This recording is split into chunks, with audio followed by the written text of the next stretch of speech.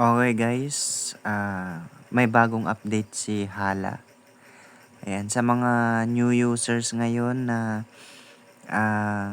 may mga task din, ayan. Kung yung task ninyo ay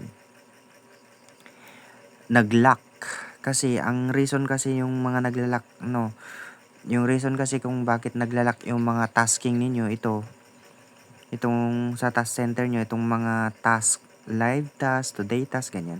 Pag nag-lock po yan, madali na lang po solusyonan. Tapusin nyo lang yung time ninyo sa pagtatasking. Ituloy nyo lang.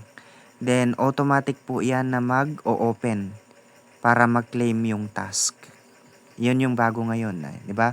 Dati-dati kasi pag nag-lock na yan, so kailangan mong bagsakan yung sarili mo ng 100,000 points or ano ka ng VIP, ayan, para ma-unlock yan. Pero, yung bagong update niya ngayon ay kailangan nyo nang tapusin yung oras nyo kung saan kayo nagtatasking, then kusa po siyang magbubukas. Yan, para i-claim nyo na lang yung rewards nyo pag natapos nyo na yung tasking. Then, yung sinabi ko nung past video ko na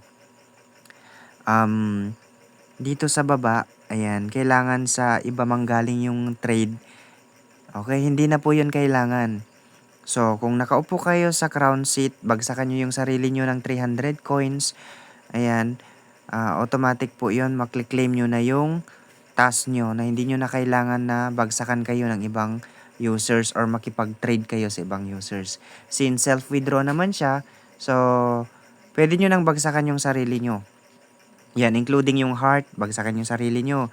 Yung drum, bagsakan nyo na rin yung sarili nyo para ma-claim nyo yung mga rewards. Yan, yung crown gift. Yan, bagsakan nyo na rin. 10,000 po yung bayad ng crown gift sa coins. Pag binagsakan nyo sarili nyo, yan, makukuha nyo 1,000 rewards. Ayan, ganyan din sa ibang mga rewards dito sa baba. So, pag naglaro din kayo, may makukuha yung 100. Ayan. Pag nag-VIP, ayan. Pag binagsakan nyo sarili nyo ng milyon, like 1M, 2M, ganyan. Maklik-claim nyo na lahat yan. So, ganun na siya kaganda, guys. And yung sa Lock Diamonds talaga, yun na yung solution natin. Tapusin yung tasking para ma-claim yung rewards. Iwasan nyo lang po kasi yung nag-o-off mic. Ayan. Then, ituturo ko sa inyo kung paano kayo mag-mute next video natin. Ayan.